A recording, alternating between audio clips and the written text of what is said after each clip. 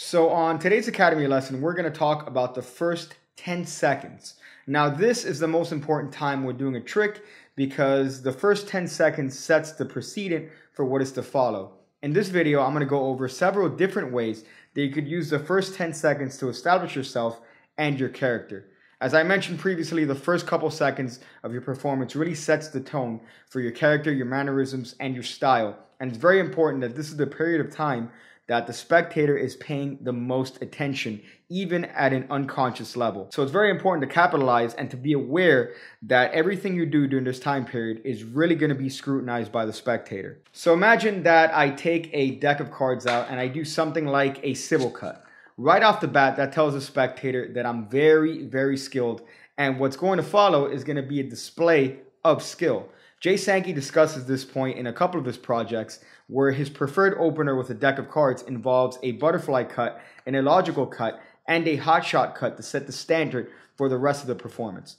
So the thought process behind this approach to magic and card magic and you in the first 10 seconds showing your skill is that you are telling the spectators that you aren't the standard uncle magician that knows a couple tricks. Another thing that it shows to the spectator is that you have a lot of experience with the craft. So it's not going to be something that they've seen your uncle do. It's not going to be something that they've seen someone from school show them. It shows that you're a serious and competent performer. Now, conversely, this show of skill could be a turnoff for a lot of crowds. So you really have to think and gauge the crowd before you begin a performance. Now, obviously, a Sybil is an exaggerated example. However, the same precedent can be established with something as simple as a Pharaoh shuffle.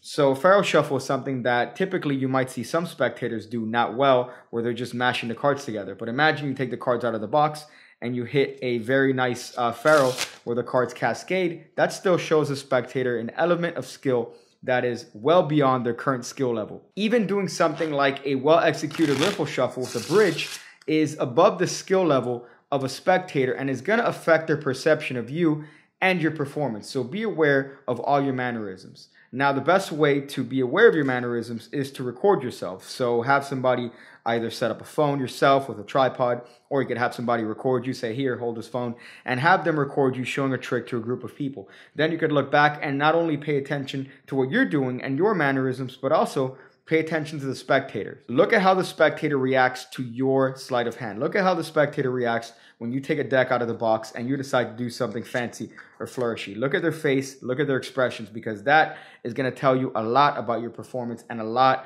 of what the perception is of your performance, which is, of course, the most important asset. Now, the complete opposite approach to this style of thinking is controlled chaos, or the idea of controlled chaos. This is very similar to the approach by people like Laurent Green or David Williamson, where they might take the deck out of the box and shuffle cards, dropping them on the ground, being clumsy. Now, you have to realize that this is controlled chaos, the key word being controlled.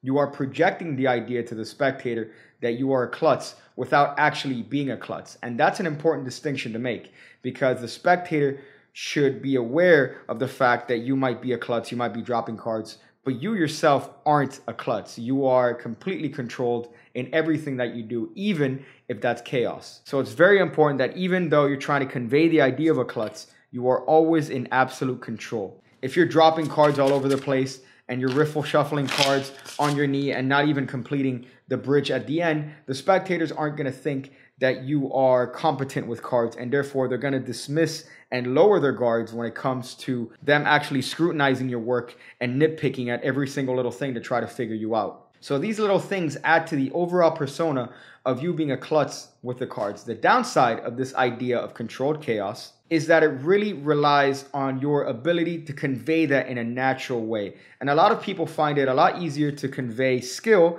because it doesn't require talk, it doesn't require dialect. Whereas with this approach, you have to be a good actor, you have to be able to sell it to pull it off well. There is a certain fictional situation here where you see somebody holding grocery bags and they're walking down the street and they happen to slip on a puddle and fall on their back. It's humorous because it's spontaneous and real. Whereas imagine if you see the same person holding bags of groceries and they look both ways to see who's watching them, then they fall on their back. It's not going to have the same effect because it's obvious that they're doing it for a show.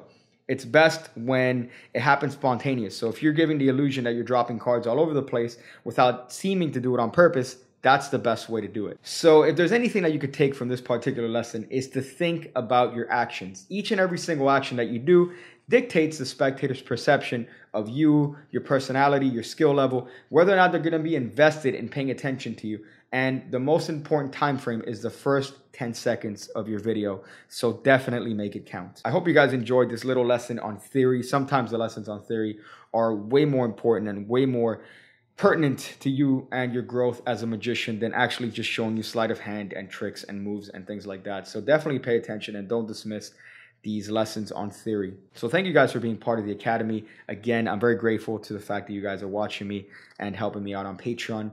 I hope to see you guys on the next lesson.